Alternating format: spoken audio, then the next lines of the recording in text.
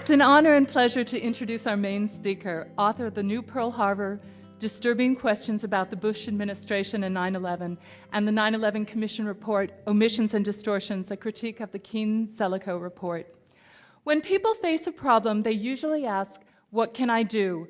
However, when confronted with 9/11 truths that shatter their worldviews, people must ask themselves, who am I? Dr. David Ray Griffin has spent much of his life examining questions about who we are and our relationship with the universe. A professor of philosophy of religion and theology emeritus at Claremont School of Theology and Claremont Graduate University, co-director of the Center for Process Studies. He has authored 15 books, edited a dozen more, and has authored over 100 articles and chapters, presented innumerable papers and lectures. He's renowned for his theological work and a recipient of the Book Prize of the Scientific and Medical Network.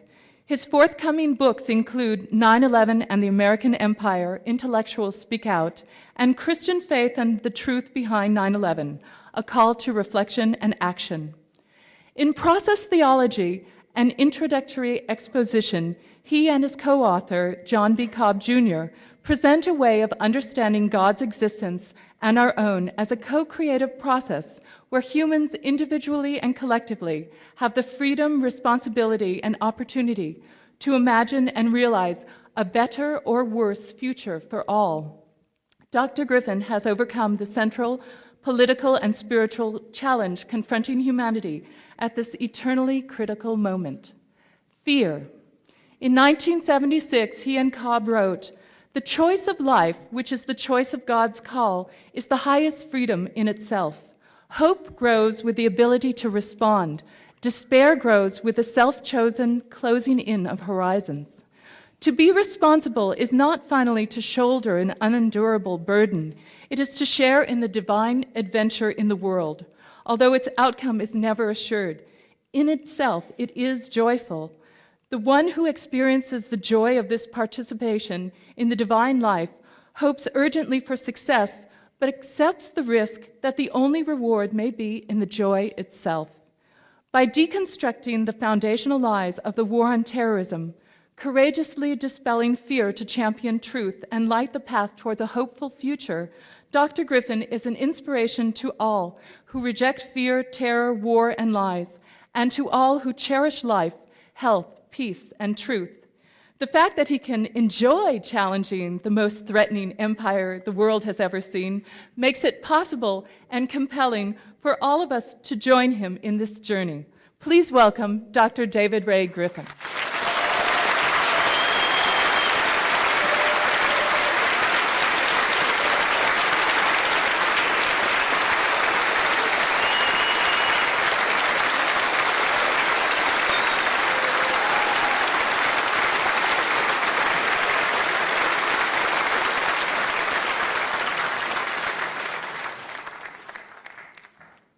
Good evening. Although I have given many lectures about 9/11, I had, prior to this one, never devoted an entire lecture to simply summarizing what I take to be the strongest evidence against the official account of 9/11. Although I'm a philosopher of religion and a theologian, I've spent most of my time the last 3 years working on 9/11, studying it, writing about it, talking about it. In this lecture, I will try to make clear why I have devoted so much time and energy to this topic. I will do so in terms of the distinction between myth and reality. I'm here using the term myth in two senses. In one sense, a myth is an idea that, while widely believed, is false, does not correspond with reality. In a deeper sense, which is employed by students of religion, a myth serves as an orienting and mobilizing story for a people, a story that reminds them who they are and why they do what they do. When a story is called a myth in this sense, which can be called myth with a capital M, the focus is not on the story's relation to reality, but on its function. This orienting and mobilizing function is possible because the myth in this sense has a religious overtone. It is a sacred story. However, although to note that a story functions as a myth in the religious sense is not to say anything about its truth, a story cannot function this way unless it is believed to be true in the community or the nation. It is not a matter of debate.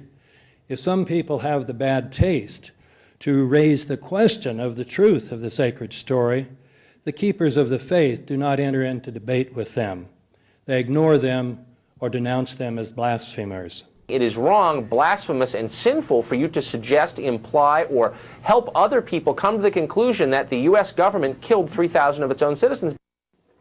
According to the official story about 9/11, America, because of its goodness, was attacked by fanatical Arab Muslims who hate our freedoms. This story has clearly functioned as a sacred myth since that fateful day. And this function appears to have been closely, carefully orchestrated. The very next day, President Bush announced his intention to lead a monumental struggle of good versus evil. Then on September 13, he declared the following day would be a national day of prayer and remembrance for the victims of the terrorist attacks. And on that next day, the President himself, surrounded by Billy Graham, a cardinal, a rabbi, and an imam, delivered a sermon in the National Cathedral, saying, "Our responsibility to history is already clear, to answer these attacks and rid the world of evil. War has been waged against us by stealth and deceit and murder. This nation is peaceful, but fierce when stirred to anger. In every generation, the world has produced enemies of human freedom. They have attacked America because we are freedom's home and defender. And the commitment of our fathers is now the calling of our time. We ask Almighty God to watch over our nation and grant us patience and resolve in all that is to come, and may He always guide our country. God bless America." Through this unprecedented event, in which the President of the United States issued a declaration of war from a cathedral, French author Thierry Masson observed in 2002, the American government consecrated its version of the events. From then on, any questioning of the official truth would be seen as sacrilege. That attitude has remained dominant in the public sphere until this day, as the official account has continued to serve as a sacred story. When people raise questions about this story, they are either ignored, ridiculed as conspiracy theorists, or, as Charlie Sheen has recently learned, personally attacked. When anyone asks what right the administration has to invade and occupy other countries, to imprison people indefinitely without due process, or even to ignore various laws, the answer is always the same: 9/11. Those who believe that U.S. law and international law should be respected are dismissed as having a pre-9/11 mindset. Given the role that the official account of 9/11 has played, the most important question before our country today is whether this account, besides being a myth in the religious sense, is also a myth in the pejorative sense. That is, it is simply false. As a philosopher of religion, I would emphasize that the fact that a story has served as a religious myth does not necessarily mean that it fails to correspond with reality. Many religious accounts have at least a kernel of truth that can be defended in rational debate. In many cases, however, stories that have served as religious myths cannot stand up to rational scrutiny. When such a story is stripped of its halo and treated simply as a theory rather than an unquestionable dogma, it cannot be defended as the best theory to account for the relevant evidence. The official account of 9/11 is such a theory. When challenges to it are not treated as blasphemy, it can easily be seen to be composed of a number of ideas that are myths in the sense of not corresponding with reality. Using the word myth from now on only in this pejorative sense, I will discuss 9 of the major myths contained in the official story about 9/11. I will thereby show that the official account cannot be defended in light of the relevant evidence against the main alternative account, according to which 9/11 was an inside job, orchestrated by people within our own government. I will begin by looking at a few myths that prevent many people from even looking at this evidence. Myth number one: our political and military leaders simply would not do such a thing. This idea is widely believed, but it is undermined by much evidence. The United States, like many other countries, has often used deceit to begin wars. For example, the Mexican War, with its false claim that Mexico had shed American blood on American soil. The Spanish-American War, with its Remember the Maine incidents. The war in the Philippines, with its false claim that the Filipinos fired the first shot. And the Vietnam War, with its Gulf of Tonkin hoax. The U.S. government has also sometimes organized false flag terrorist attacks, killing innocent civilians, then blaming the attacks on an enemy country or group, often by planting evidence. As Daniel Ganser has shown in his recent book, NATO's Secret Armies, NATO, guided by the CIA and the Pentagon, arranged many such attacks in Western European countries during the Cold War, in which hundreds of people were killed by bombs or hooded men with shotguns. These attacks were successfully blamed on communists and other leftists to discredit them in the eyes of the voting public. Finally, if it be thought that the U.S. military would not orchestrate such attacks against American citizens, one needs only to read the plans known as Operation Northwoods, which the Joint Chiefs of Staff worked up in 1962, shortly after Fidel Castro had overthrown the pro-American dictator Batista. This plan contained various pretexts which would provide justification for U.S. military intervention in Cuba. Some of them would have involved killing Americans. For example, a Remember the Maine incident. We could blow up a U.S. ship in Guantanamo Bay and blame Cuba. At this point, some people, having seen evidence that U.S. leaders would be morally capable of orchestrating 9/11, might avoid looking at the evidence by appeal to myth number two: our political and military leaders would have had no motive for orchestrating the 9/11 attacks. This myth was reinforced by the 9/11 Commission, while explaining why that al-Qaeda had ample motives for carrying out the attacks. This report mentions no motives that U.S. leaders might have had. But the alleged motives of al-Qaeda, that it hated Americans and their freedoms, is dwarfed by a motive held by many members of the Bush-Cheney administration, the dream of establishing a global Pax Americana, the first all-inclusive empire in history.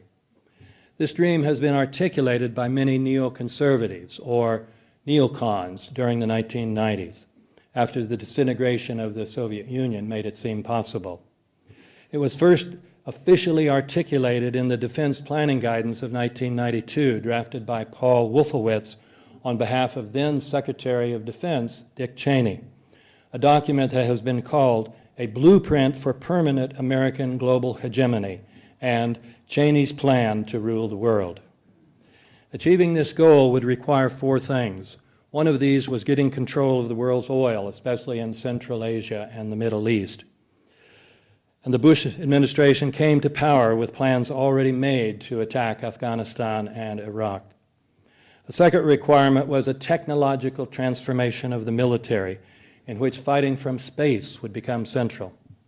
A third requirement was an enormous increase in military spending to pay for these new wars and the weaponization of space. A fourth need was to modify the doctrine of preemptive attack so that America would be able to attack other countries even if they presented no imminent threat. These four elements would require a fifth, an event that would make the American people ready to accept these imperialistic policies. As Zbigniew Brzezinski explained in his 1997 book, The Grand Chessboard, the American people, with their democratic instincts, are reluctant to authorize the money and human sacrifices necessary for imperial mobilization. And this refusal limits America's capacity for military intimidation. But this impediment could be overcome if there were a truly massive and widely perceived direct external threat, just as the American people were willing to enter World War II only after the shock effect of the Japanese attack on Pearl Harbor. The same idea was suggested in a 2000 document entitled Rebuilding America's Defenses, which was put out by a neocon think tank called the Project for the New American Century, many members of which, including Cheney, Rumsfeld, and Wolfowitz, became central members of the Bush administration. This document, referring to the goal of transforming the military, said that this process of transformation is likely to be a long one, absent some catastrophic and catalyzing event, like a new Pearl Harbor. When the attacks of 9/11 occurred, they were treated like a new Pearl Harbor. Several members of the administration spoke of them as opportunities. Secretary of Defense Rumsfeld said that 9/11 created the kind of opportunities that World War II offered to refashion the world. It created in particular the opportunity to attack Afghanistan and Iraq, to increase the military budget enormously, to go forward with military transformation, and to turn the new idea of preemptive warfare into official doctrine. This doctrinal change was announced in the 2002 version of the National Security Strategy, which said that America will act against emerging threats before they are fully formed. So not only did the Bush administration reap huge benefits from 9/11, these were benefits that it had desired in advance. The idea that it would have had no motives for orchestrating 9/11 is a myth. But there is one more myth that keeps many people from looking at the evidence. This is myth number 3. Such a big operation involving so many people could not have been kept a secret because someone involved in it would have talked by now. This claim is based on a more general myth, which is that it is impossible for secret government operations to be kept secret very long because someone always talks. But how could one know this? If some big operations have remained secret until now, we, by definition, don't know about them. Moreover, we do know about some big operations that were kept secret as long as necessary, such as the Manhattan Project to create the atomic bomb, and the war in Indonesia in 1957, which the United States provoked, participated in, and then kept secret until 1995. Many more examples could be given. We can understand, moreover, why those with inside knowledge of 9/11 would not talk. At least most of them would have been people with the proven ability to keep secrets. Those who were directly complicit would also be highly motivated to avoid public disgrace and the gas chamber. Those people who had knowledge without being complicit could be induced to keep quiet by means of more or less subtle threats, such as, Joe, if you go forward with your plan to talk to the press, I don't know who is going to protect your wife and kids from some nutcase angered by your statement.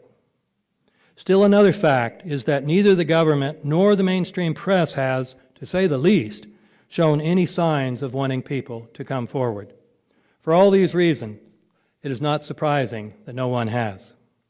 I move to myth number 4. The 9/11 Commission, which has endorsed the official account, was an independent, impartial commission and hence can be believed. One needs only to look at the reviews of the 9/11 Commission report on Amazon.com to see that this assumption is widely held.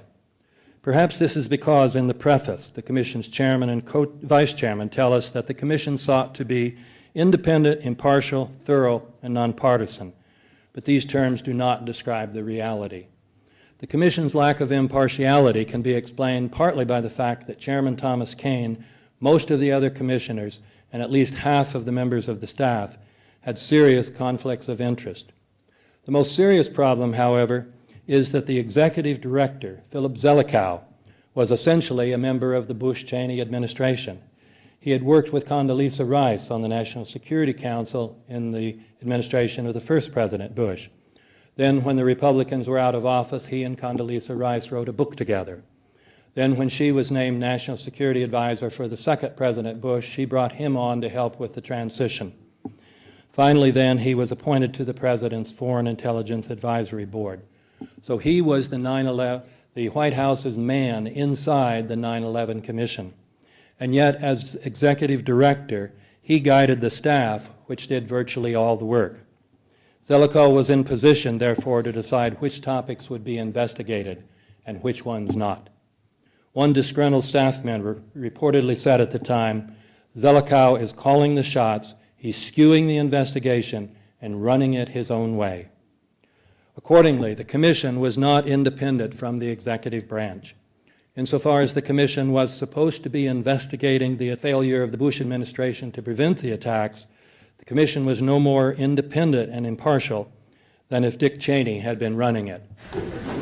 The only difference was that no one was shot. Zelikow's ideological and personal closeness to the Bush administration is further shown by one more fact that until now has not been widely known, even within the 9/11 Truth movement. I mentioned earlier the Bush administration's National Security Strategy statement of 2002, in which the new doctrine of preemptive warfare was articulated. The primary author of this document, reports James Mann in Rise of the Vulcans, was none other than Philip Zelikow.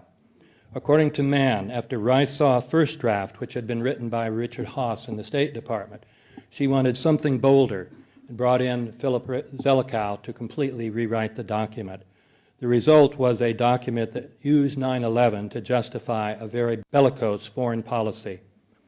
We can understand, therefore, why the Commission, under Zelikow's leadership, would have ignored all the evidence that would point to the truth, that 9/11 was a false flag operation intended to authorize the doctrines and funds needed for a new level of imperial mobilization.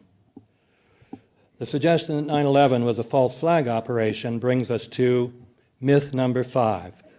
The Bush administration provided proof that the attacks were carried out by al-Qaeda terrorists under the direction of Osama bin Laden. One of the main pieces of alleged proof involved the claim that the baggage of a Muhammad Atta, called the ringleader, was discovered at the Boston airport from which Flight 11 departed. This baggage, besides containing Atta's passport and driver's license, also contained various types of incriminating evidence, such as flight simulator manuals, videotapes of Boeing airliners, and a letter to other hijackers about preparing for the mission. But the bags also contained Atta's will. Why would Atta have intended to take his will on a flight he planned to fly into the World Trade Center? There are also many other problems with this story. We seem to have planted evidence. Another element of the official story about the alleged hijackers is that they were very devout Muslims. The 9/11 Commission report said that Atta had become very religious, even fanatically so. The public was thereby led to believe that these men would have no problem with a suicide mission because they were ready to meet their maker. But investigator-reporter Daniel Hopsicker discovered that Atta loved cocaine, alcohol, gambling, pork, and lap dances. Several of the other alleged hijackers had similar taste, reported the Wall Street Journal. The Commission pretends, however, that none of this information was available. While admitting that Atta met other members of al-Qaeda in Las Vegas shortly before 9/11, it says that it saw no credible evidence explaining why, on this occasion and others, the operatives flew to or met in Las Vegas. Another problem in the official account is that although we are told that 4 or 5 of the alleged hijackers were on each of the flights, no proof of this claim has been provided. The story, of course, is that they did not force their way onto the planes, but they bought tickets. If so, their names should have been on the flight manifests. But the flight manifests that have been released contain neither the names of the alleged hijackers nor any Arab names whatsoever. We have also been given no proof that the remains of any of these men were found in the wreckage. One final little problem is that several of these 19 men, according to stories published by the BBC and British newspapers, are still alive. For example, the 9/11 Commission named Walid al-Shiri as one of the hijackers and reproduced the FBI's photograph of him. It even suggested that al-Shiri stabbed one of the flight attendants shortly before Flight 11 crashed into the North Tower. But as BBC News had reported 11 days after 9/11, al-Shiri, having seen his photograph in newspapers and TV programs, notified authorities and journalists in Morocco, where he works as a pilot, that he was still alive. But if there are various problems with the government's story about the hijackers, surely it proved its case about Osama bin Laden. Insofar as this belief is held, it is also a myth. Secretary of State Colin Powell promised shortly after 9/11 to provide a white paper giving this proof, but this paper was never produced. British Prime Minister Tony Blair did produce such a paper, but it begins with the admission that it does not purport to provide a prosecutable case against Osama bin Laden in a court of law. So, evidence good enough to go to war, but not good enough to go to court. And although the Taliban said that it would hand bin Laden over if the United States presented evidence of his involvement in 9/11, Bush refused.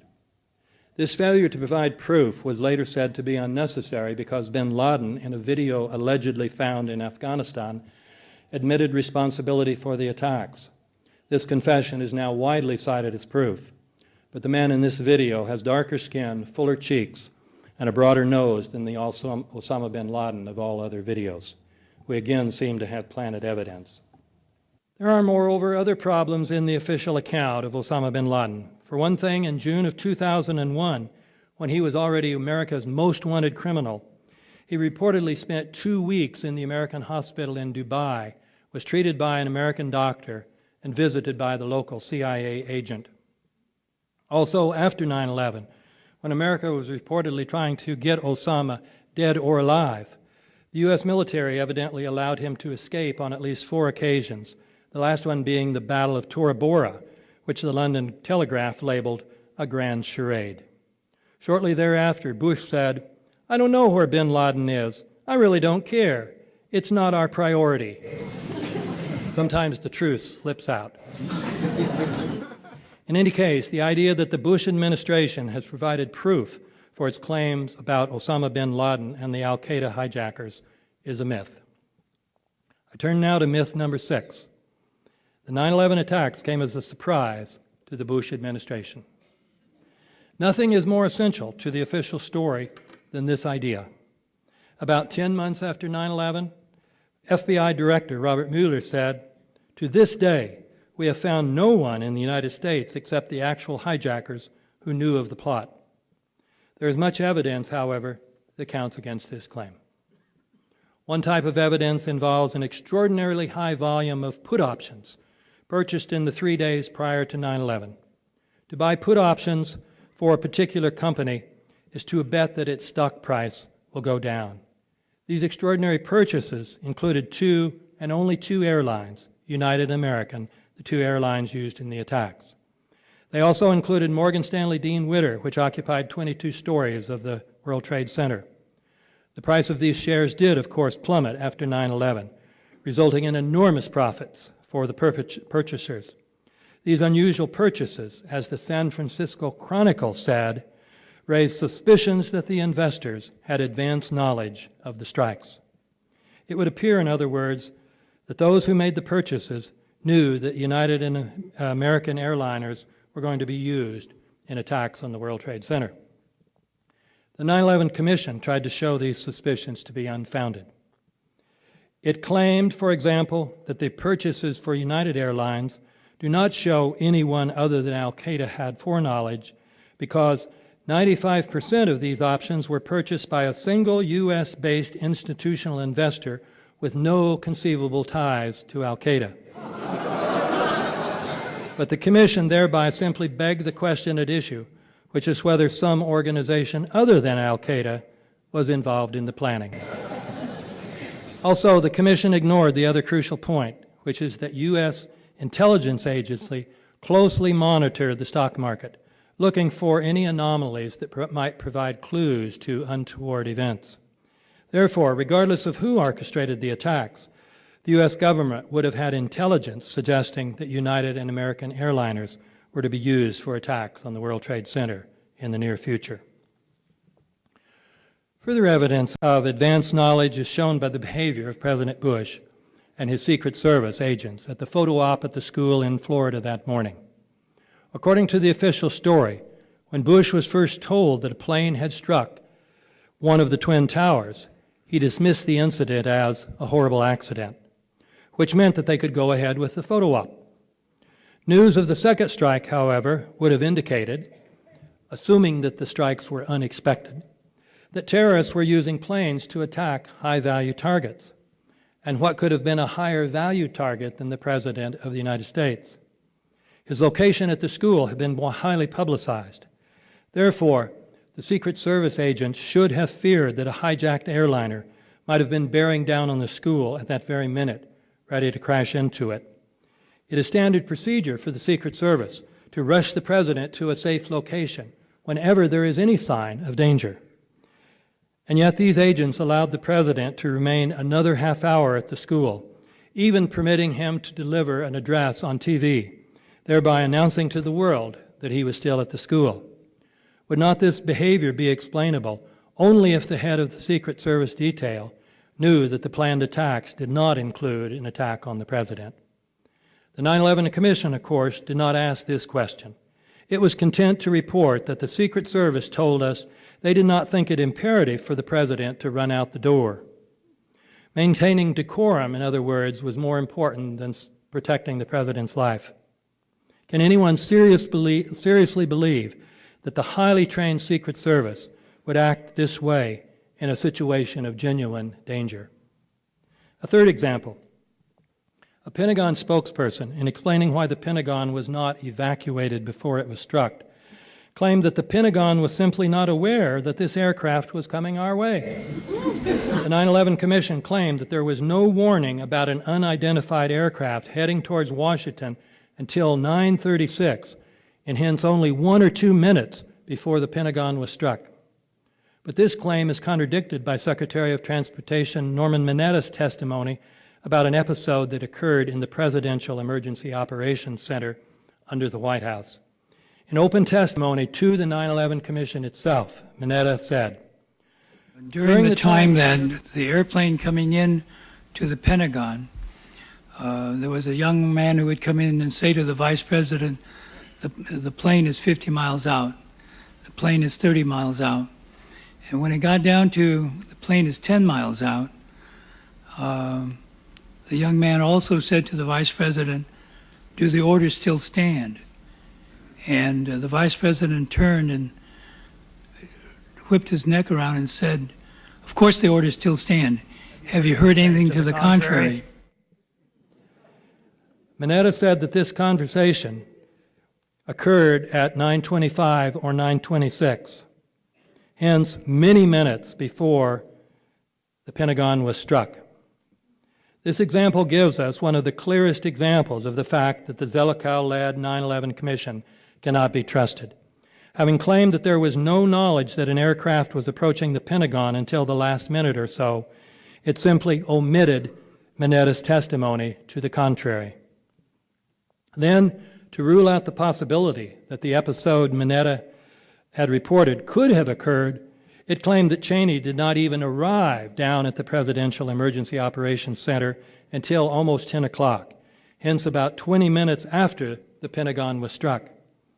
But this claim, besides contradicting Mineta's eyewitness testimony that Cheney was already there when Mineta arrived at 9:20, also contradicts all other reports as to when Cheney had arrived there, including a report by Cheney himself. In sum, having compared the official stories about the put options, the Secret Service, and Mineta's testimony, we can reject as a myth the idea that the attacks were unexpected. However, even if the attacks had been unexpected, should they not have been prevented? This brings us to myth number 7. U.S. officials have explained why the hijacked airliners were not intercepted. Actually, there is a sense in which this claim is true. U.S. officials have explained why the U.S. military did not prevent the attacks. The problem, however, is that they have given us 3 explanations. They are all mutually contradictory, and none of them is a satisfactory explanation. I will explain. According to standard operating procedures, if an FAA flight controller notices anything that suggests a possible hijacking, the controller is to contact a superior. If the problem cannot be fixed quickly, within about a minute, the superior is to ask NORAD, the North American Aerospace Command, to send up or scramble jet fighters to find out what is going on. NORAD then issues a scramble order to the nearest Air Force base with fighters on alert. The jet fighters at NORAD's disposal could respond very quickly. According to the U.S. Air Force website, F-15s can go from scramble order to 29,000 feet in only 2.5 minutes, after which they can fly over 1,800 miles an hour. Therefore, according to General Ralph Eberhart, the head of NORAD, after the FAA senses that something is wrong, it takes about a minute for it to contact NORAD, after which, according to a spokesperson, NORAD can scramble fighter jets within a matter of minutes to anywhere in the United States. An Air Force traffic control document put out in 1988 warned pilots that any airplanes persisting in unusual behavior will likely find 2 jet fighters on their tail within 10 or so minutes. If these procedures had been carried out on the morning of 9/11, American Airlines Flight 11 and United Flight 175 would have been intercepted before they could have reached Manhattan. And American Flight 77 would have been intercepted long before it could have reached the Pentagon. Such interceptions are routine, being carried out about 100 times a year. A month after 9/11, the Calgary Herald reported that in the year 2000, NORAD has scrambled fighters 129 times. Do these scrambles often result in interceptions? Just a few days after 9/11, Major Mike Snyder, a NORAD spokesperson, told the Boston Globe that NORAD's fighters routinely intercept aircraft. Why did not such interceptions occur on 9/11? During the first few days, the public was told that no fighter jets were sent up until after the strike on the Pentagon at 9:38. However, it was also reported that signs of Flight 11's hijacking had been observed at 8:15. That would mean that although interceptions usually occur within 10 or so minutes after signs of trouble are observed, in this case, 80 or so minutes had elapsed before fighters were even airborne. This story suggested that a stand-down order had been given. Within a few days, however, a second story was put out, according to which NORAD had sent fighters up, but because notification from the FAA had been very tardy, the fighters arrived too late. On September 18th, NORAD made this second story official, embodying it in a timeline which indicated when NORAD had been notified by the FAA about each airplane and when it had scrambled fighters in response.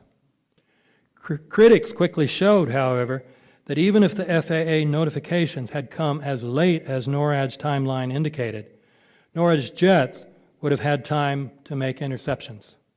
The second story did not, therefore, remove the suspicion that a stand-down order had been given.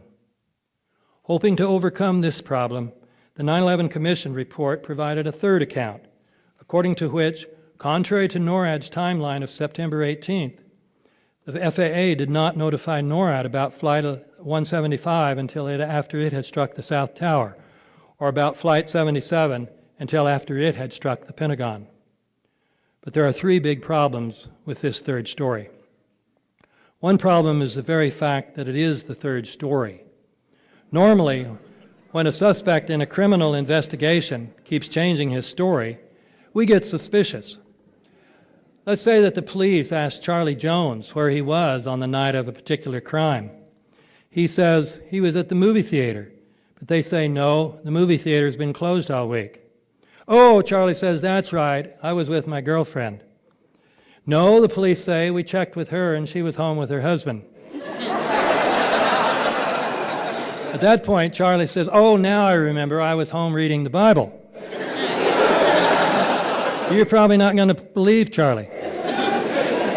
And yet that's what we have here. The military told one story right after 9/11, another story a week later, and a third through the 9/11 Commission report in 2004. A second problem with this third story is that it contradicts several features of the second story, which had served as the official story for almost 3 years. For example, NORAD's timeline had indicated that the FAA had notified it about Flight 175 20 minutes before the South Tower was struck, and notified it about Flight 77 at least 14 minutes before the Pentagon was struck. The 9/11 Commission maintains that both of these statements were incorrect, that really there had been no notification about these flights until after they hit their targets. This was why the military failed to intercept them.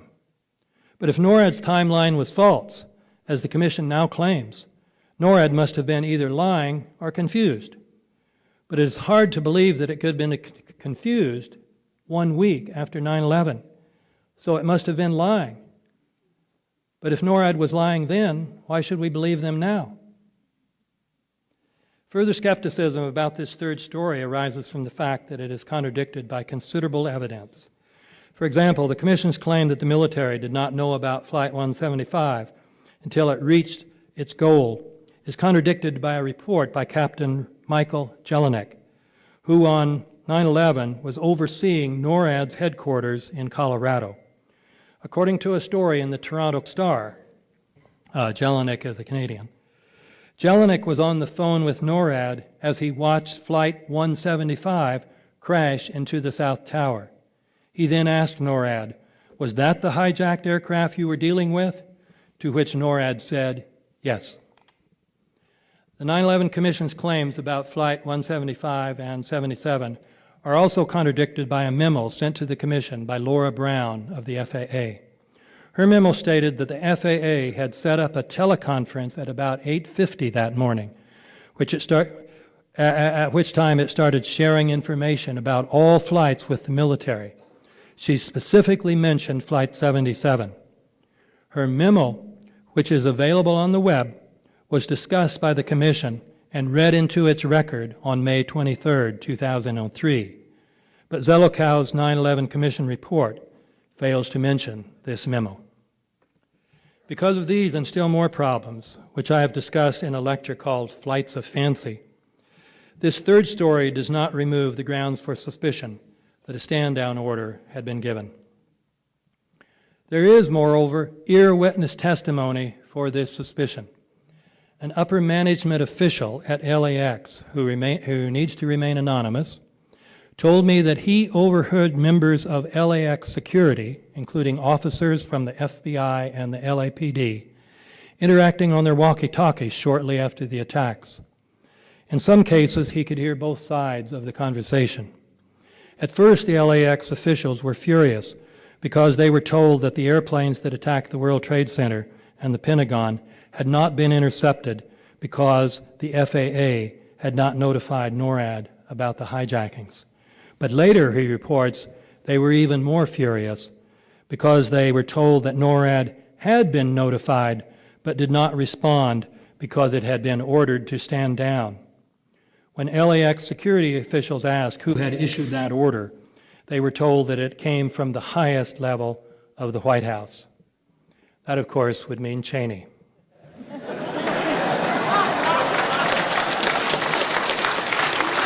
Accordingly, the idea that the attacks could not have been prevented is a myth. To move to myth number 8, official reports have explained why the Twin Towers and Building 7 of the World Trade Center collapsed. This claim suffers from the same problem as the previous one. We have had 3 explanations, each of which contradicts the others, and none of which is anywhere near adequate. The first explanation, widely disseminated through television specials, was that the buildings collapsed because their steel columns were melted by the jet fuel-fed fires. But this explanation contained many problems, the most obvious of which is that steel does not begin to melt until about 2,800 degrees Fahrenheit, while open fires based on hydrocarbons such as kerosene, which is what jet fuel is, cannot, even under the most ideal circumstances, rise above 1,700 degrees.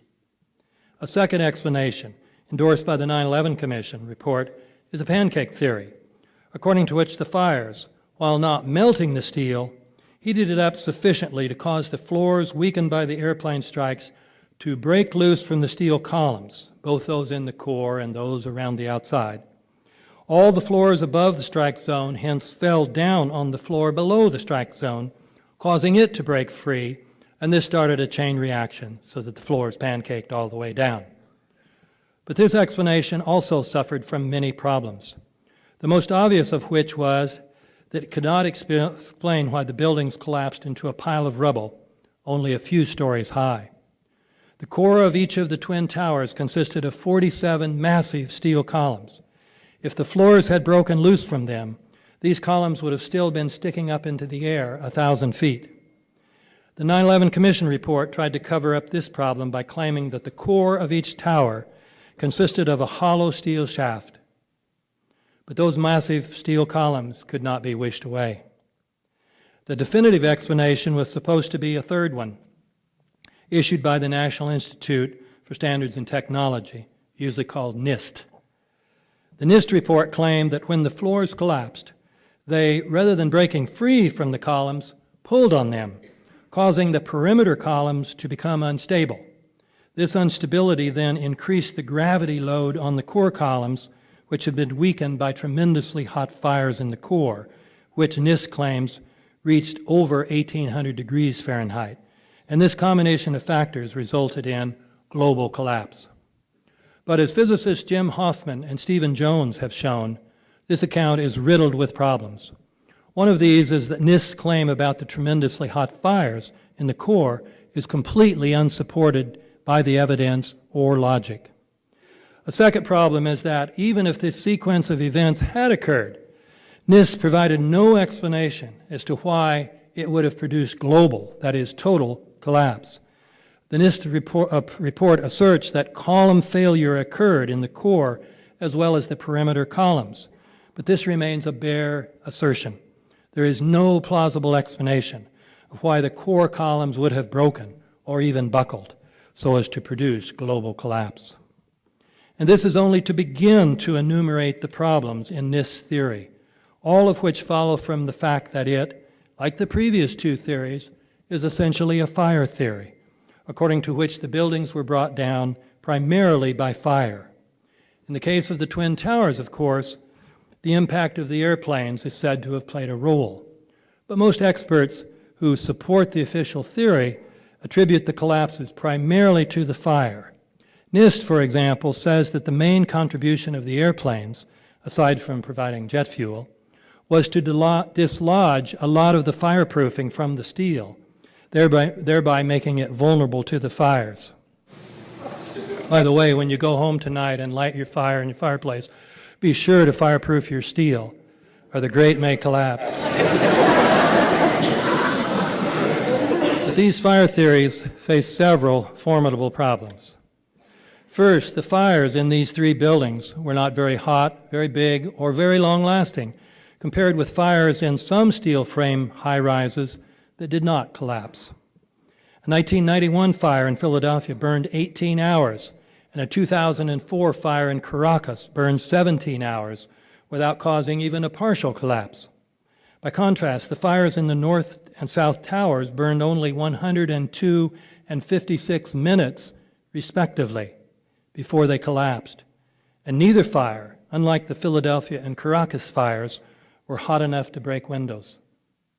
Second, total collapses of steel frame high-rise buildings have never, either before or after 9/11, been brought about by fire alone, or fire plus externally caused structural damage. The collapse of Building 7 has been recognized as especially difficult to explain. It was not hit by a plane, so the explanation has to rely solely on fire, and yet because there was no jet fuel to get a big fire started, this building had fires on only 2 or 3 floors, according to several witnesses and all photographic evidence. FEMA admitted that the best theory it could come up with for this collapse had only a low probability of occurrence. The 9/11 Commission report implicitly admitted that it could not explain the collapse of this building by not even mentioning it. The NIST report, which could not claim that the fireproofing had gotten knocked off the steel of this building, has yet to offer an explanation as to why it collapsed.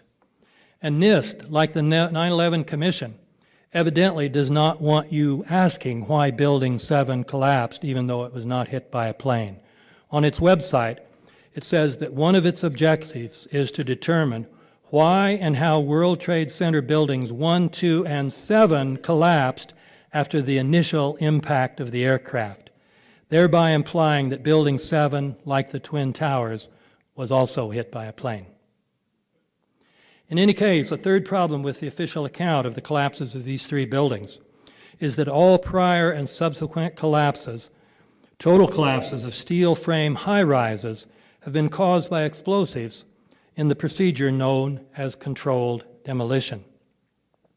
This problem is made even more severe by the fact that the collapses of these three buildings manifested many features of the most difficult type of controlled demolition known as implosion.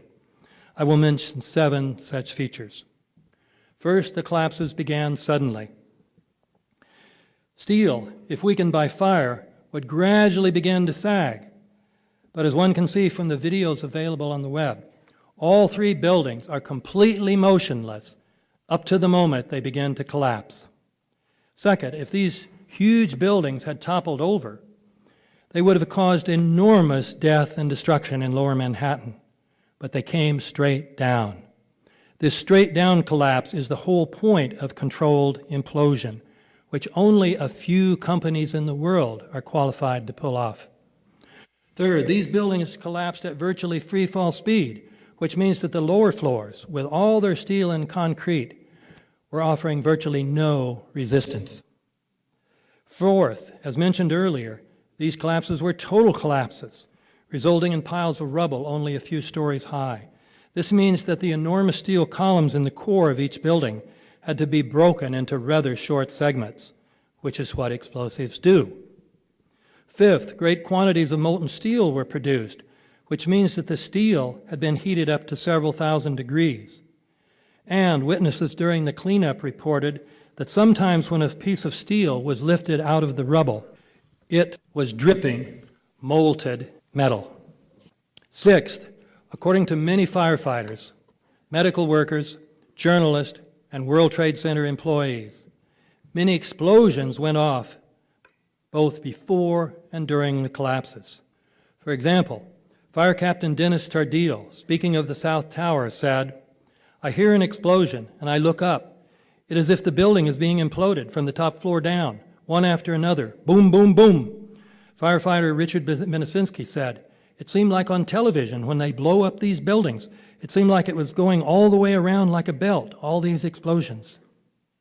Thanks to the release in August of 2005 of the oral histories recorded by the Fire Department of New York shortly after 9/11, dozens of testimony of this type are now available. I've published an essay on them, which is included in a forthcoming book on 9/11 and Christian faith, along with a lecture on the destruction of the World Trade Center, which I am now summarizing. A seventh feature of controlled implosions is the production of large quantities of dust. In the case of the Twin Towers, virtually everything except the steel, all the concrete, the desks, the computers, was pulverized into very tiny dust particles. The official story cannot explain one, let alone all 7 of these features, at least, as Hoffman and Jones point out, without violating several basic laws of physics. But the controlled demolition theory easily explains all these features. These findings are inconsistent with the idea that al-Qaeda terrorists were responsible. Foreign terrorists could not have gotten access to those buildings for all the hours it would have taken to plant the explosives. Also, al-Qaeda terrorists probably would not have had the courtesy to make sure that the buildings came straight down rather than toppling over. Terrorists working for the Bush-Cheney administration, by contrast, could have gotten such access, especially given the fact that Marvin Bush and Wirt Walker III, the president's brother and cousin respectively, were principals of the company in charge of security for the World Trade Center. Another relevant fact is that the evidence was destroyed. An examination of the building's steel beams and columns could have shown whether explosives had been used to slice them, but virtually all of the steel was removed before it could be properly investigated, then put on ships to Asia to be melted down. It is usually a federal offense to remove anything from a crime scene, even a matchbook, but here the removal of over 100 tons of steel, the biggest destruction of evidence in history, was carried out under the supervision of federal officials. Evidence was also apparently planted. The passport of one of the hijackers on Flight 11 was allegedly found in the rubble. Having survived the fiery inferno, I'm not making this up.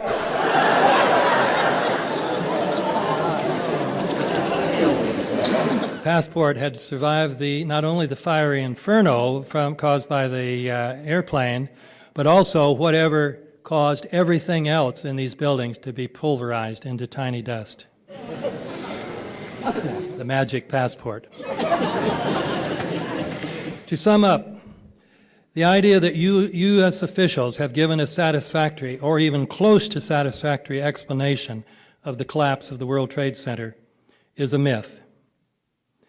And these officials have implicitly admitted this by refusing to engage in rational debate about it. Michael Newman, a spokesman for NIST, reportedly said during a recent interview that none of the NIST scientists would participate in any public debate with scientists who reject their report.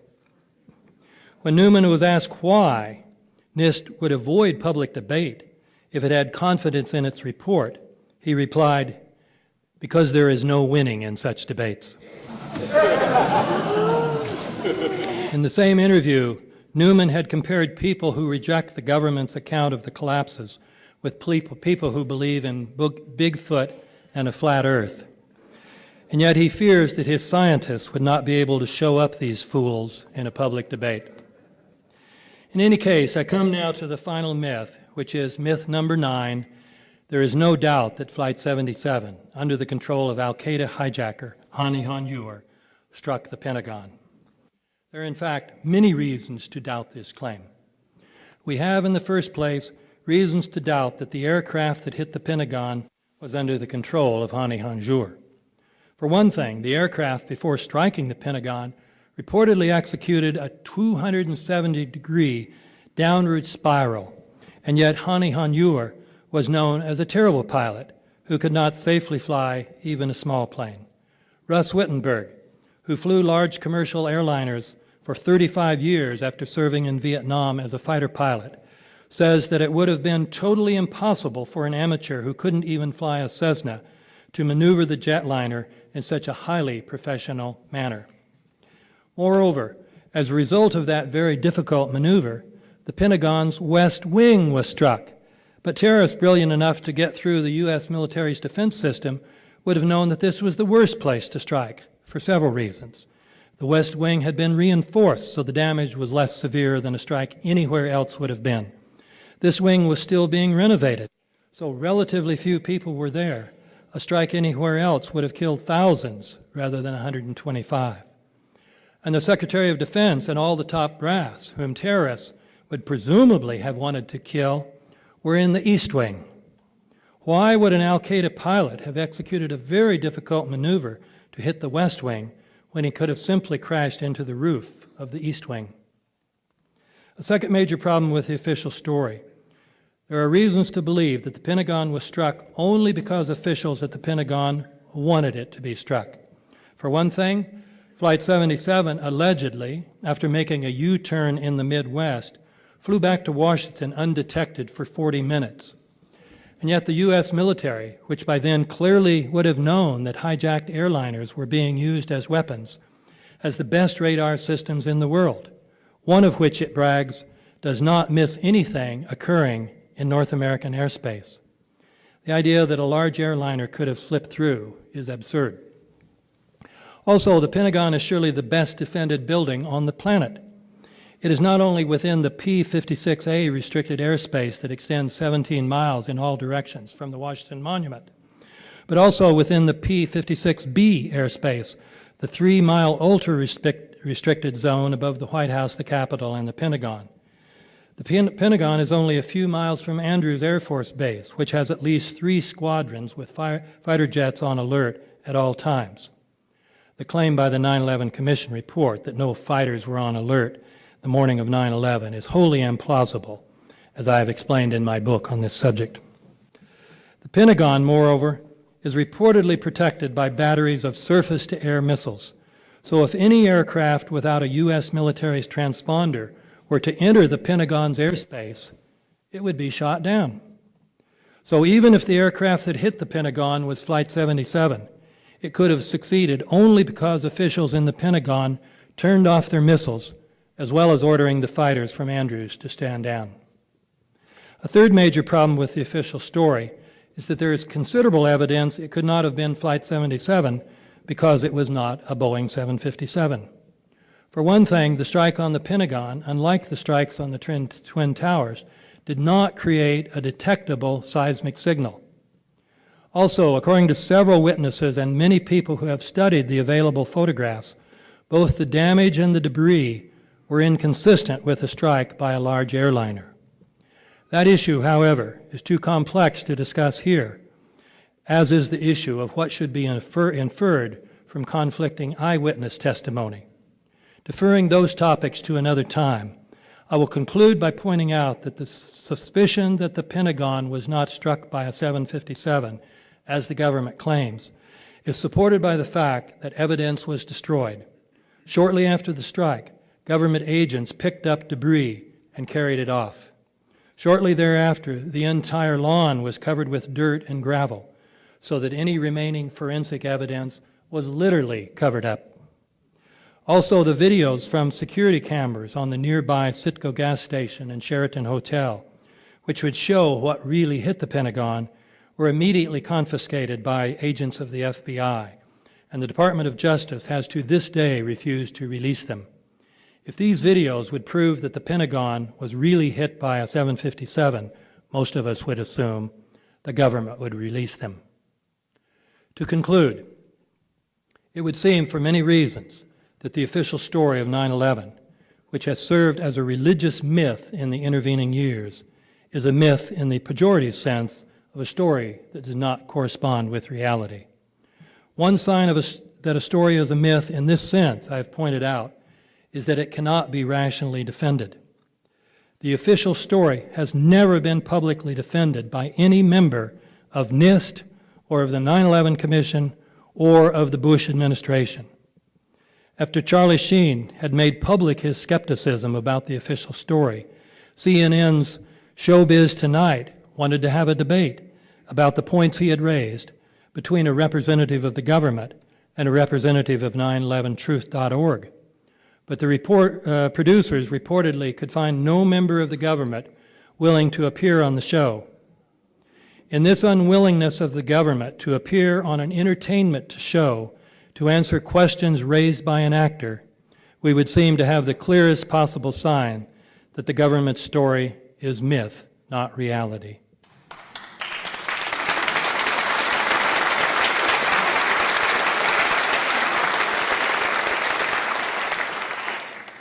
If so, we must demand that the government immediately cease implementing the policies that have been warranted by the official account of 9/11.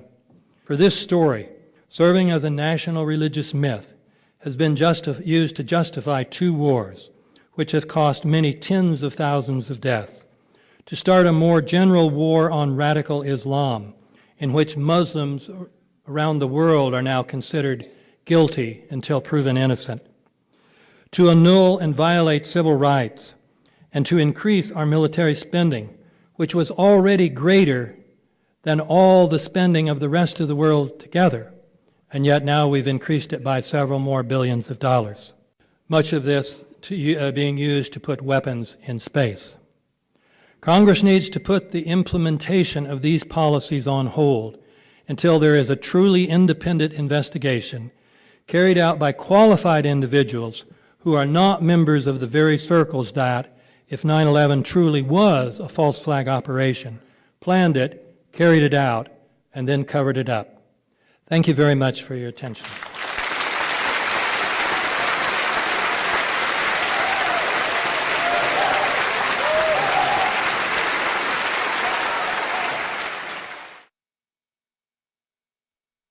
Several questions, in fact, related to your own safety. How concerned are you? Not, because either they're going to take me out or leave me alone. If they leave me alone, I get to enjoy my old age and write my systematic theology. If they take me out, my 9/11 books go to the #1 spot on the hill.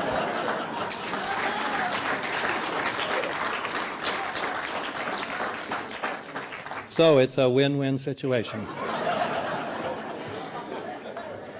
Do you think you're being monitored, asks one questioner? Do you think we have some FBI agents in the room?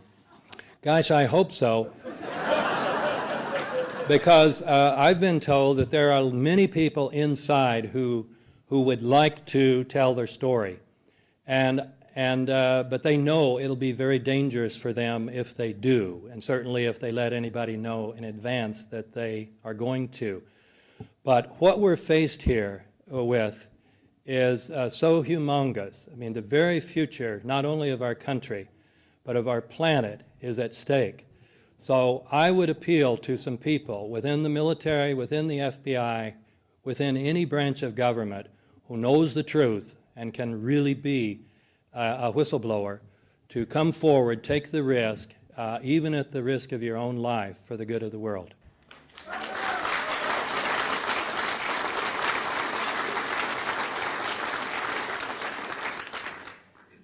One questioner says, it still seems difficult for me to believe that the members of the 9/11 Commission, Democrats included, could be so managed by one person so as to hide all this evidence.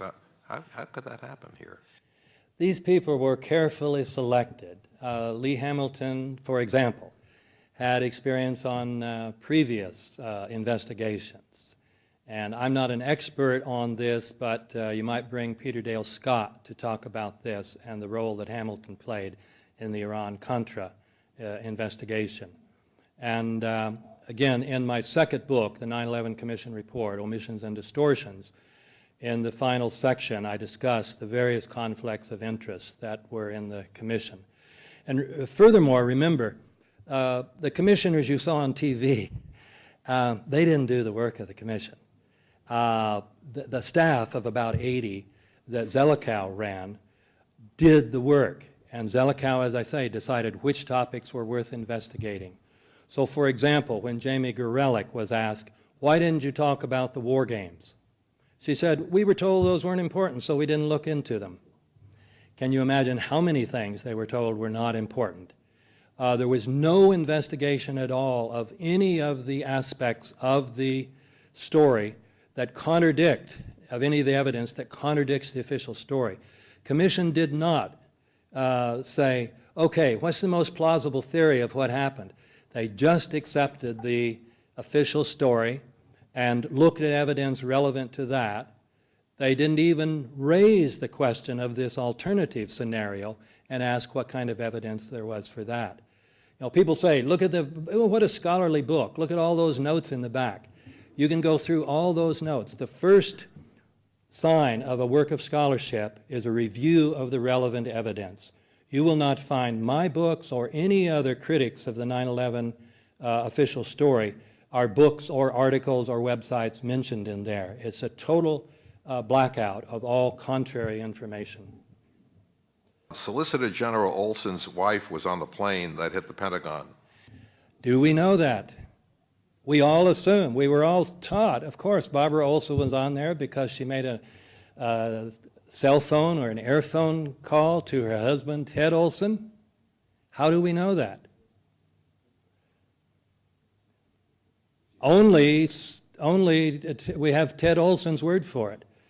There is no confirmation that we've been given of any investigation of the phone records that suggest that such a call was even made.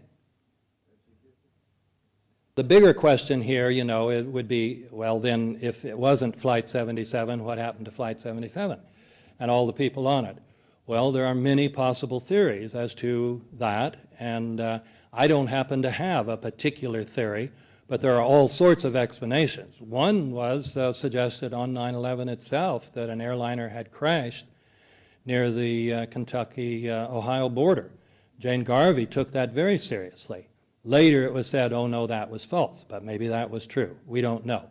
There are many other things that could have happened to the flight. So my focus has been not on what really happened that day, but just on the many, many reasons to hold that the official story is not true. And what we need is an investigation. I would love to know where Barbara Olson went. I would love to know what really happened and with the Pentagon and with the World Trade Center. What we need is a genuine investigation. You put people under oath. You use subpoenas. You use lie detector tests. You do all the things you do in a real criminal investigation, all the things that were not done in this investigation. This investigation was a total farce. The next question is about your proposal for an official investigation, and he asks, or she asks, if this is conducted as you recommend, this investigation, how could it be implemented in view of the obstacles that will be placed by the administration? There are many possibilities. One would be a citizens investigation. Get some very distinguished citizens, of the Jimmy Carter type, that stature. Get some real scientists who are not on the payroll and whose companies are not dependent upon government contracts. That's possible. Now, that could be done within our country. It could be done within North America, our country, and Canada in particular. It could be done in the Western Hemisphere. We hear tell that Venezuela is getting very interested in carrying out an investigation. There's been talk about a European or an international commission. I hope there are some people in this room today who might have the vision and the wherewithal and the energy to organize and perhaps fund such a commission. By the way, one other thing that would, it would be, the obvious thing would be, it would be good if Congress would do this. But of course, they did their little joint inquiry, and then they realized they really couldn't do it. They got intimidated by the FBI. And they passed it on then to the 9/11 Commission, which did a worse job than the joint inquiry did. We learned a few interesting real facts from the joint inquiry. So thus far, there are no signs that Congress will act, whether to do their own investigation or appoint a special prosecutor. That would be a way to do this. But it's, there are a few signs that will happen. So it'll probably be more fruitful to focus on some sort of citizens committee, national or international. The Pearl Harbor attack, there was a real enemy, and if that was facilitated, well, there was a real enemy to chase. Is it your opinion that there is now a new real enemy? This is the big difference between the new Pearl Harbor and the old Pearl Harbor. Roosevelt believed the United States had to get into World War II. Robert, is it Stinnett or Stinnett? Stinnett. Does he happen to be here? I think he's right, and in the meantime, some more people have written evidence about this. If you look at Stephen Snigowski, Google him, and you'll find even more information about the original Pearl Harbor. In any case, let us assume this is true, that Stinnett and these others are right, that Roosevelt knew that Pearl Harbor was coming and even, to some extent, maneuvered the Japanese into the attack. And roughly 3,000 people were killed, mainly military people in this case. Many people looking back would say, 80% of the people, those are the numbers we get, were against getting in the war. And that Roosevelt believed emphatically that it was necessary to protect American interests, no doubt, that was number one, but also for the good of the world as a whole to stop the Japanese and fascist alliance. In the present case, we have a fabricated enemy Some of you seen The Power of Nightmares. Gives an inkling about that, nothing like the whole story, but some very important information. The question about what was and certainly what is the present relation between the Bush administration and Al-Qaeda, I don't know. But there is reason to believe that the working relationship they had during the Afghanistan war was never severed. So if that's the case, this is completely an artificial enemy. Now, many people say, okay, they were working together at one time and then Osama bin Laden got really ticked off at us and decided to attack us.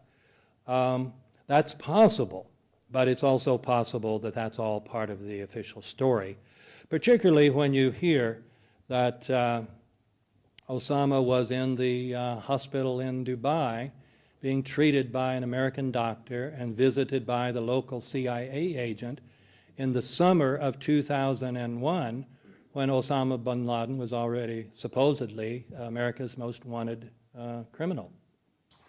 Since so many people have an emotional investment in what they believe America to be and stand for in the world, do you think we as a people and a country have any substantial hope or interest in reconciling the truth with our own self-image? That is an excellent question, and it really gets to the crux of the matter for many people and the difficulty of getting the story out. I have a theological friend in the UK who early on said, well, he read my book and the evidence is completely persuasive, but he just refuses to believe it, because he says there just must be some end to American duplicity. Now, that's a different attitude than the one we're talking about here. That is, Americans themselves. I mean, I grew up a patriot. I think most of us probably grew up as patriots. And patriotism meant believing your country was good. This is the myth that has been inculcated, that America always does right, or if we do wrong, it's just a mistake or a few bad apples. So to believe that the system has become so corrupt that criminals willing to do this sort of thing are in charge of the White House and the various branches, the FBI, CIA, and Justice Department, and so on, and that the Congress is either complicit or too cowardly to do anything. And it still remains an open question, I think, about the Supreme Court. So these are very troubling thoughts. And one person wrote in response to a story about me, the only positive story that's appeared in the mainstream press about my work was in the LA Times magazine, Sunday magazine. And someone wrote in saying, well, the evidence is completely persuasive that Griffin presents, but that America will not believe it because it just runs too contrary to our myth, and the idea of this kind of conspiracy and cover-up is just too frightening, and so we will find some way not to believe it. And I'm afraid that may be the truth, but I'm actually more optimistic than that. I think the people can stand to know the truth, want to know the truth, and will rally when there is an opportunity.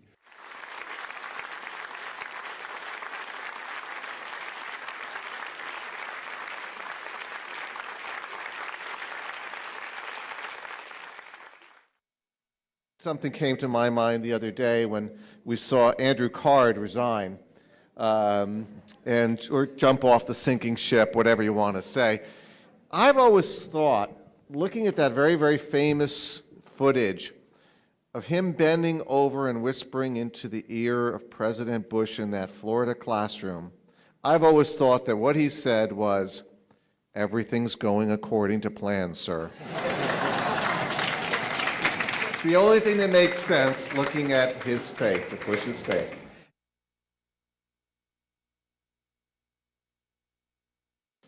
How do you account for the fact that there are so many holes in the official story? Surely they would have planned the cover story while planning the attack? Do they want us to uncover the truth for some other reason? That's a good question, and I devoted quite a bit of space to it in the new Pearl Harbor, because I point out there are so many things that are just so obviously problematic. But one answer is that, when you look at the war in Iraq, these guys are not geniuses. Is anything known about the placement of explosives in the World Trade Center buildings and their ignition? Both Jim Hoffman, whom I believe is here, and Stephen Jones, physicist at BYU, who's, I think there was film with him in it, and he has written a lecture which has gotten a lot of circulation called Why Indeed Did the World Trade Center Buildings Collapse. Both Hoffman and Jones have discussed this issue. There are plausible scenarios, not very difficult actually to figure out, as to where the explosives would have to be placed in order to slice, all the 47 chord columns.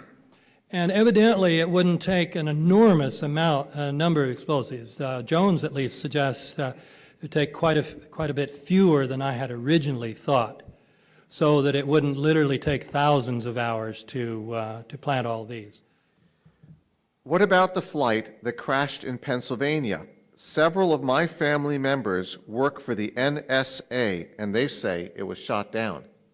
I left 93 out tonight because I thought you might want to get home before midnight.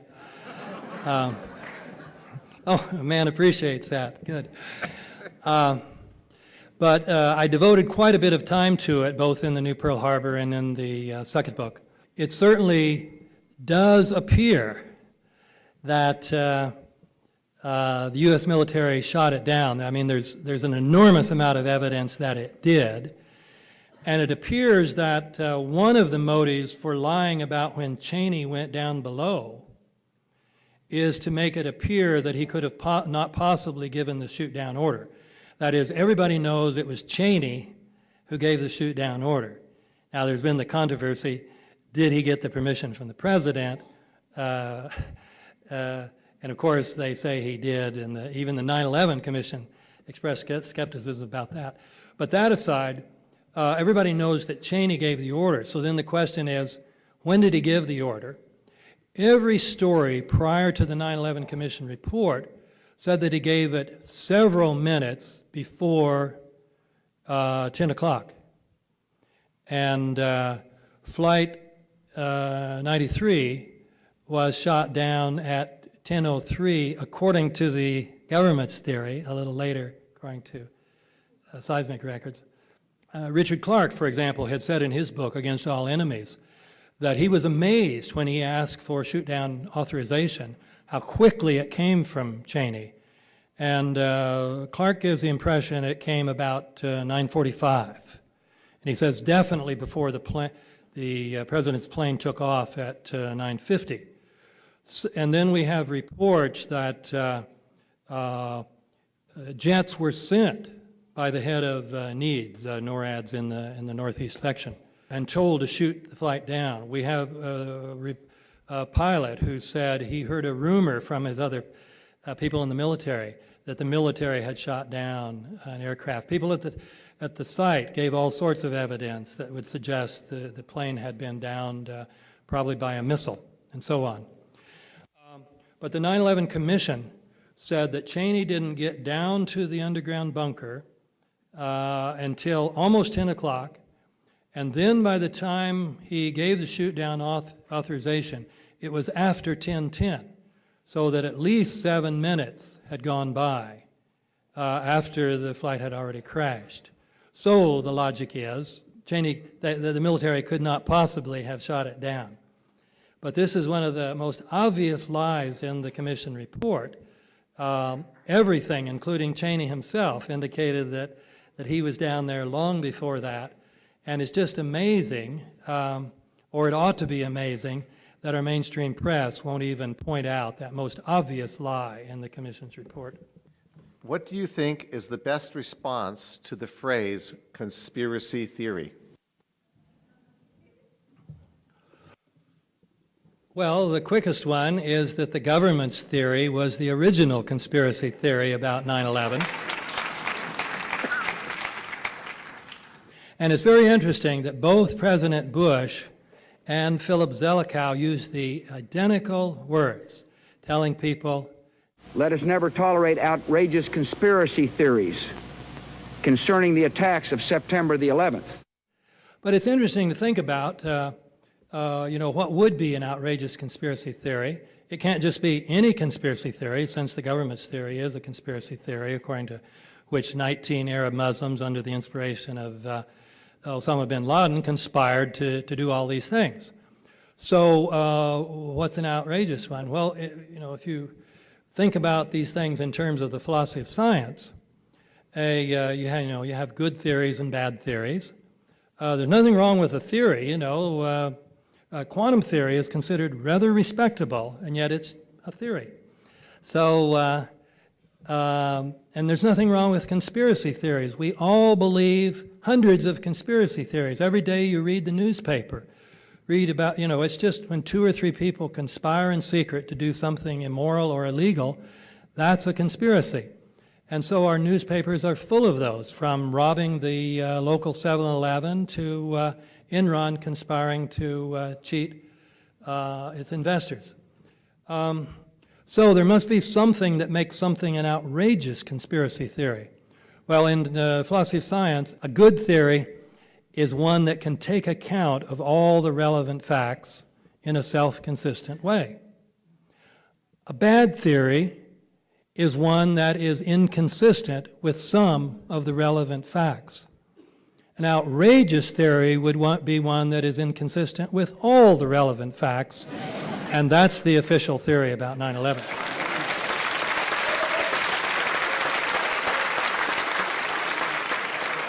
Why have none of the 4 or possibly 8 black boxes on the hijacked planes been revealed to the public? I think that was a rhetorical question, so we can probably just move on.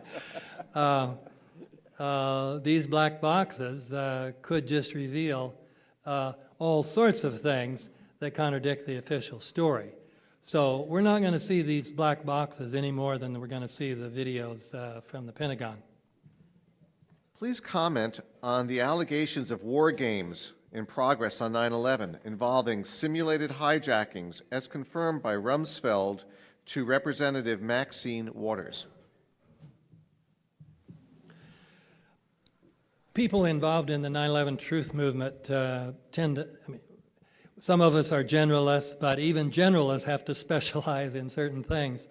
And I have followed the discussion of the war games with interest.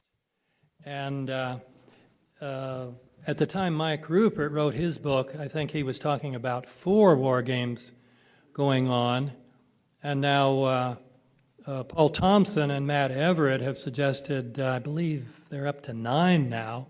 I have not thus far been convinced that, that we should say that what happened on 9/11 was not a stand down, but was rather confusion caused by these war games and planes being out of town and all these blips on the computers and so on. It's possible, but I haven't seen the need for it yet, and so I'm still just an old-fashioned stand-down guy. Why is a theologian one of the primary speakers for this cause? Do you see any religious or spiritual implications for 9/11, and what are they?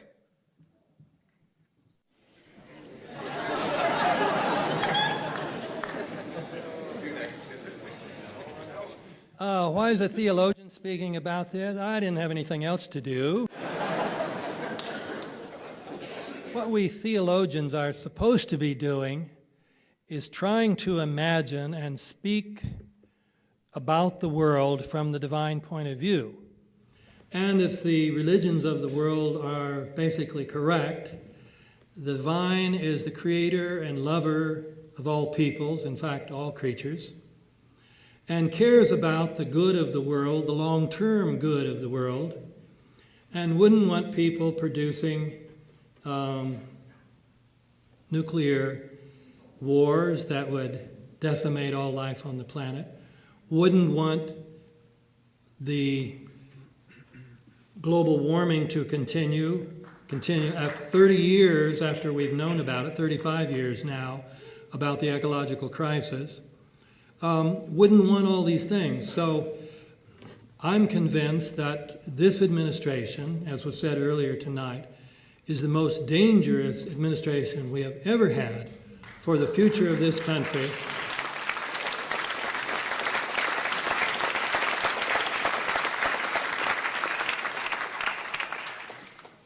And the future of the world. And if trying to save God's planet is not a religious issue, I wouldn't know what was. Thank you for the question.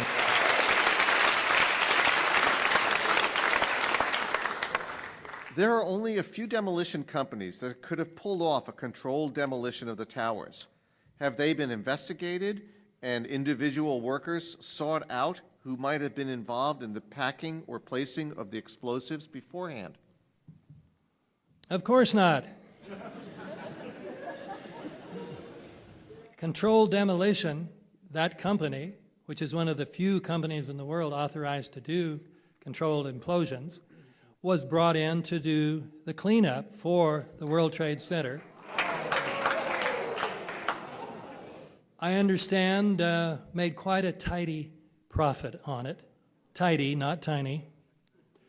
It's very interesting. Marc Loiseau, the president, did an interview recently in New Scientist magazine, and some very damning stuff in there inadvertently. He explains that to make a building come down in that way, straight down so no other buildings are destroyed, it takes enormous planning. He says he spends hundreds of hours when it's a big building, scoping it out, taking pictures, going back again. He says the explosives have to be placed just right and in precisely the right order in order to bring the building straight down. But then he says, oh, but of course the World Trade Center buildings were brought down by fire. I agree with all you said. What do we do now? A, plan a revolution. B, nonviolent resistance like Gandhi. C, move to another country. They have the president, Congress, courts, military, CIA, NSA, Homeland Security, industry, media, etc. We have what? Well, we have each other and we have the truth, for starters.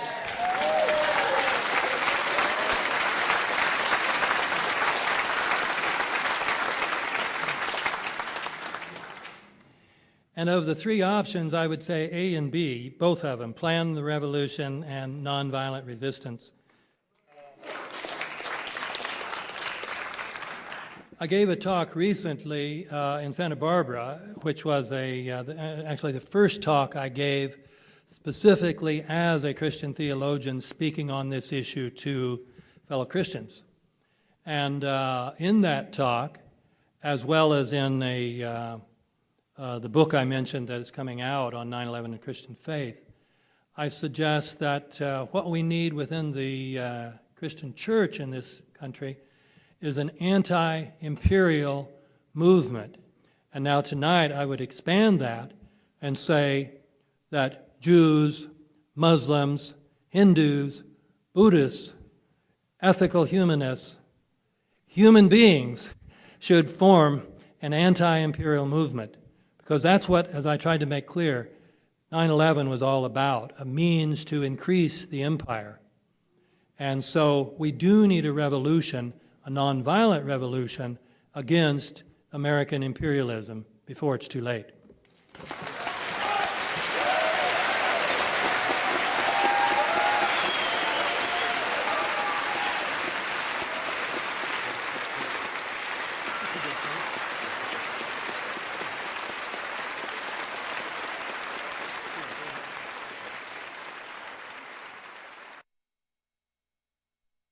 after being told by several people that I needed to look into this because it looked like the government was complicit, and for a while I would look at possible websites and so on, and I didn't find it convincing. And finally I found Paul Thompson's work, which has now been published as a book called The Terror Timeline.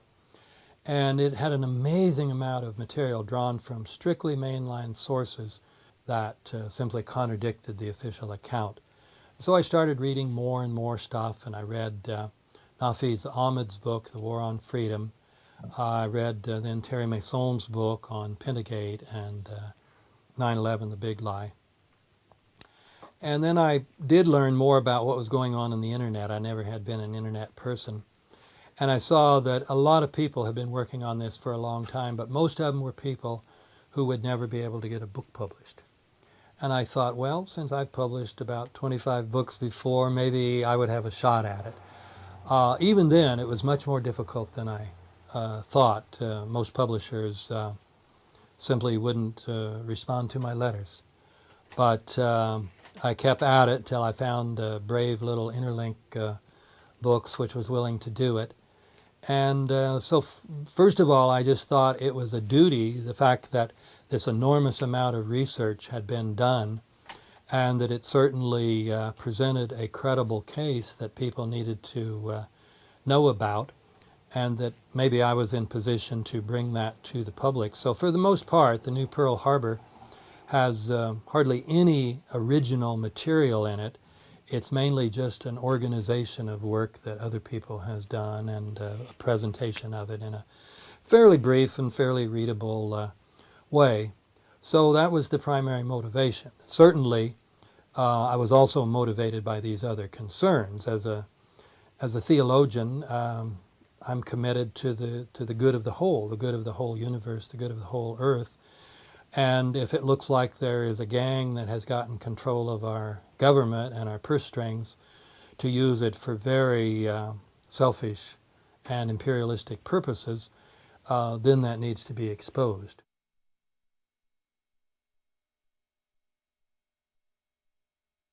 There has been a long history. We're sitting here in California. We stole this from the Mexicans by deliberately fabricating an incident where we were on their property, and then they were accused of shedding American blood on American property. The congressman at the time named Abraham Lincoln called this a shameless lie. Likewise, when we took over Cuba, the Philippines and Hawaii and a few other islands, Puerto Rico and Guam and so on, there was a battleship there in the harbor just put down there for nobody knows quite why. And there was a big explosion on the battleship. This, of course, the battleship Maine, and everybody knows the slogan, "Remember the Maine, the hell was Spain." And it's still a mystery exactly what happened, but we certainly used it as an incident and accused Spain falsely of having blown up the Maine. It's the last thing Spain would have done. Likewise, the war in the Philippines the following year was started by an incident that the soldier in charge admitted that he was told to start the war as an incident, and so on. And more recently, people know about the Gulf of Tonkin, that those events never happened, which were really when the Vietnam War went full scale. So there is a long history, and there's also the famous or notorious Operations Northwoods document. When General Eisenhower was just about to leave office, he desperately wanted to invade Cuba to get rid of Fidel Castro, but time ran out. The plan passed over to President Kennedy, but then there was the little Bay of Pigs fiasco. Kennedy took Cuban planning away from the CIA, gave it to the Joint Chiefs of Staff. They came in with this plan, which would involve killing American citizens and blaming the Cubans as a pretext to invade Cuba. Kennedy turned it down. Another president might have accepted it. But those documents have now been published, and many people know about them through James Bamford's work, House of Secrets, about the National Security Agency. So there is a long history of planning, fabricating incidents. There's a whole question about the original Pearl Harbor, which I don't go into in my book, but certainly Robert Stinnett has made a very strong claim for the old idea, but he gives much more evidence for it, that we knew full well that those attacks were coming, and in fact that we actually squeezed the Japanese until they believed they had no choice but to make that preemptive attack. So yes, there is a very long history. So many people who reject the idea that there could be any kind of conspiracy do it on an a priori basis. They say, well, our government would never do such a thing. Our military, they're so protective of human rights and the precious sacredness of every human life. They would never do anything like this. Well, people just need to learn the history and realize that 3,000 lives taken on 9/11, in terms of the kind of cost-benefit analysis that the military is trained to do and that the CIA is trained to do, this was a very, what they would call high cost-benefit operation. When you look at Vietnam, that enterprise, you're talking about tens of thousands of Americans killed after we knew the war was futile, after we knew we could not win, and we were simply fighting to save American credibility. Tens of thousands were sacrificed. So to kill 3,000 on 9/11, given that kind of mindset that thinks in those terms, this was not a bad price to pay. Well, the immediate thing, of course, is if you become convinced you've got criminals in the White House, get rid of them. More long-term, we need to overcome plutocracy. Plutocracy is, rather than where democracy is ruled by the people, of the people, for the people. Plutocracy is ruled by the rich, of the rich, for the rich. And we have a system now in which the richest 1 to 5% of the country calls the shots for America, and therefore calls the shots for the world. So we need to, this may sound simplistic, but the biggest single step we could take would be to get rid of all private financing of elections. That's why these politicians cannot tell the truth. That's why they can't buck the corporations. That's why we only get rich people or people who are sponsored by rich corporations who can run for national office. So we need public financing so that honest people can get in the government and pass laws, and then we can get honest people in the White House who will execute those laws. So I would say that would be the next thing. And thirdly, work for global democracy, and in my forthcoming books I'll be describing the reasons for that.